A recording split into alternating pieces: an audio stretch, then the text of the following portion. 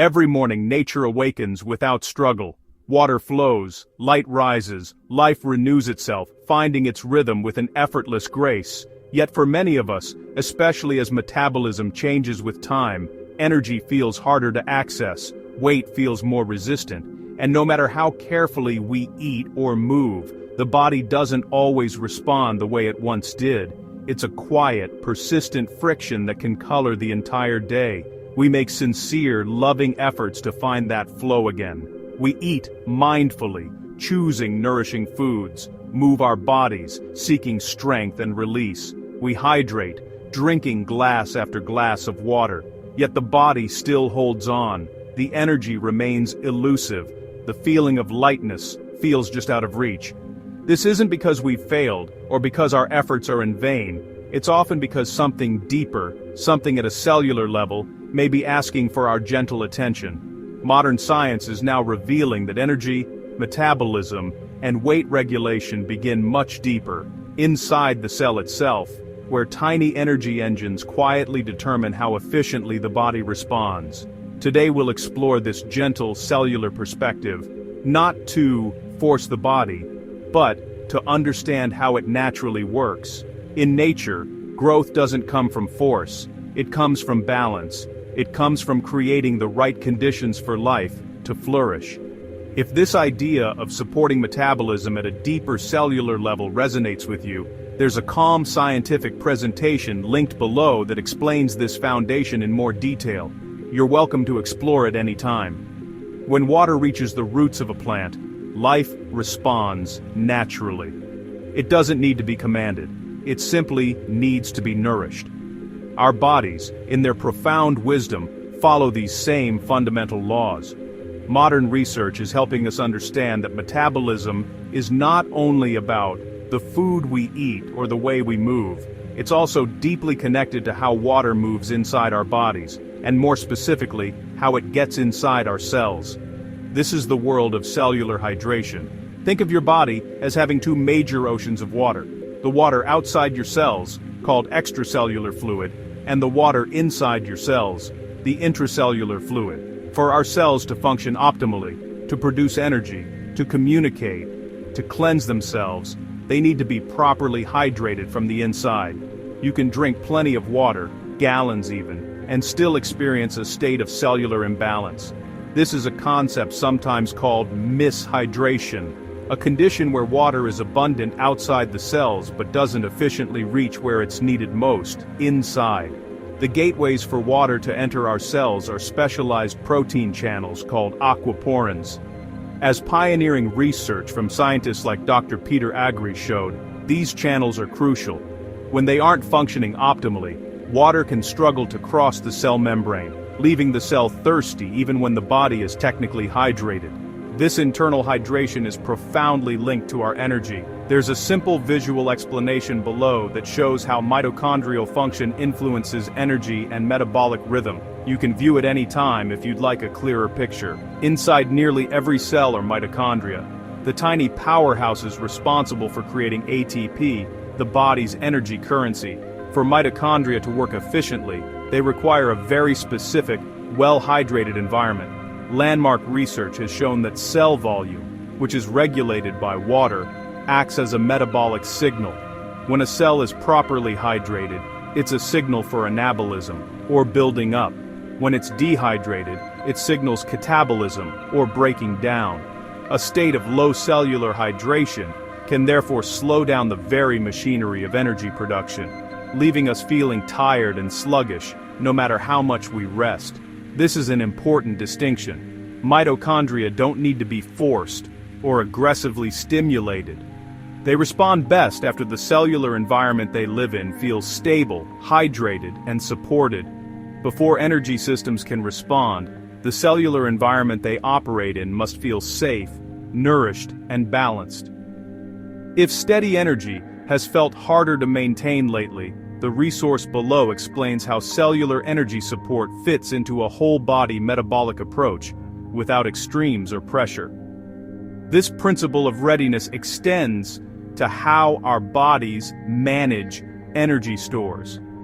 Scientists studying a special type of fat called brown adipose tissue, or BAT, have made fascinating observations.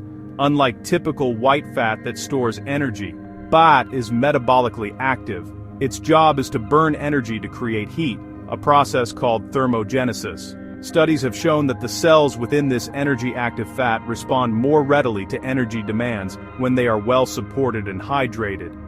This suggests that creating a state of cellular readiness, not forcing the body through extreme measures, is key to unlocking its natural metabolic potential.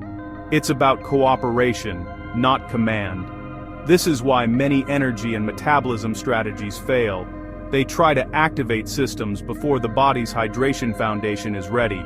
This supportive, cooperative approach is exactly what the presentation below walks through step by step, designed for people who are done forcing their bodies and want to work with them instead. The story of hydration goes even beyond the cell, into the very fabric of our bodies, the connective tissue, or fascia.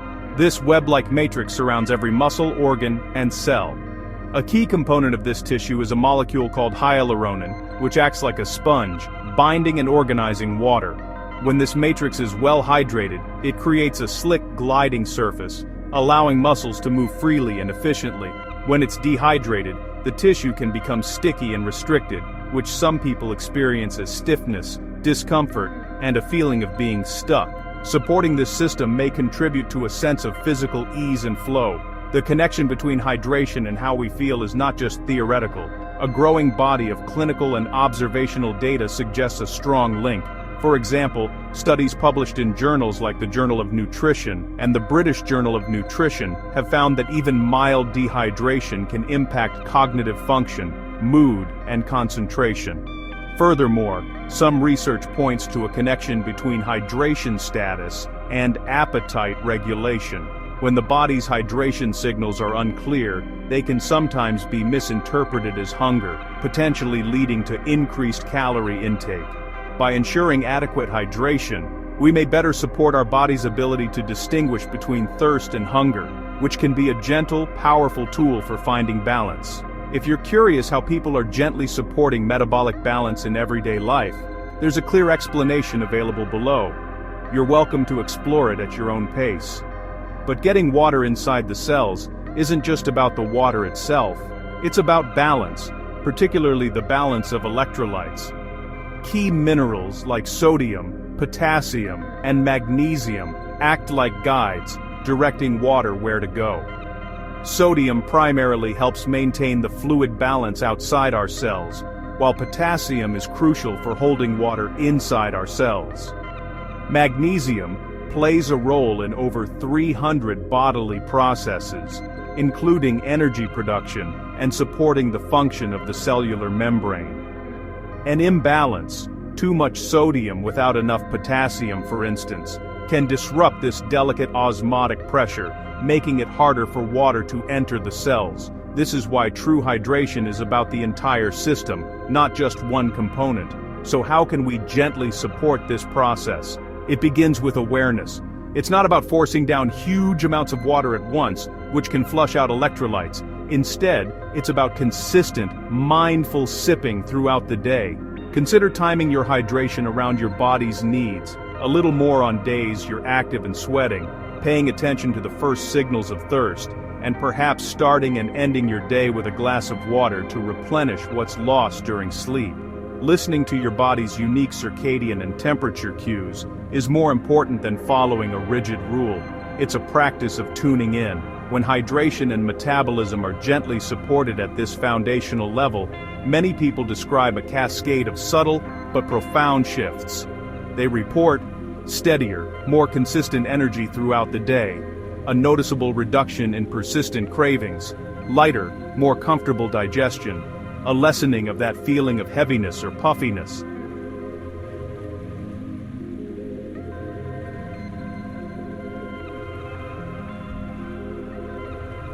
Most importantly, a sense of inner rhythm returning. Some say, I feel more in tune with my body. Others share, I'm no longer fighting myself. These are not guarantees, They are personal, heartfelt reflections of what it feels like when balance is rediscovered. It's important to be clear about what the science shows. Much of the evidence is based on correlations, strong associations between hydration status and metabolic health. While promising, this doesn't always prove direct causation. However, the mechanistic data on how water functions within the cell is robust. The takeaway is not a promise of a quick fix, but an invitation to support a fundamental biological relationship. Just as water slowly and gently restores a dry landscape, creating the conditions for life to return, balanced cellular hydration may help restore metabolic harmony, slowly, gently, and naturally. Along the way, some people notice other welcome changes: clearer thinking, a calmer mood, and improved physical comfort. This isn't because a problem was aggressively fixed, but because the body, once given the foundational support it needs, can better regulate and heal itself. Force creates resistance. Flow creates cooperation. The body responds best when it feels supported, safe, and nourished, not pressured or stressed. Of course, this information is for educational purposes and is not medical advice. Individual results will always vary, because healing and balance unfold uniquely for each person. If you have a medical condition or are taking medications, it is always best to consult with your healthcare professional. True metabolic support isn't about pushing harder or following extremes. It begins with understanding how the body's energy systems work, and how to support them gently, from within. So when metabolism slows with age, it's rarely because the body has lost its ability to respond. More often it's because the conditions that allow energy systems to function smoothly haven't been fully supported yet. Before mitochondria can respond, before fat-burning pathways can activate, before energy feels steady again, the cellular environment itself needs to feel stable, hydrated, and safe. This is why so many strategies fail, not because people lack discipline or effort, but because they try to activate systems before the foundation is ready to receive the signal. When the body senses support rather than pressure, something changes. Energy regulation becomes easier, cravings soften, the constant sense of resistance begins to ease. In the next video, we explore this missing foundation more directly. How cellular hydration influences metabolic rhythm, and why supporting it first may help everything else respond more naturally. If you're curious, continue with the next part of the series. Take what resonates, move at your own pace, and remember, your body is not broken. It's responding exactly as it was designed to.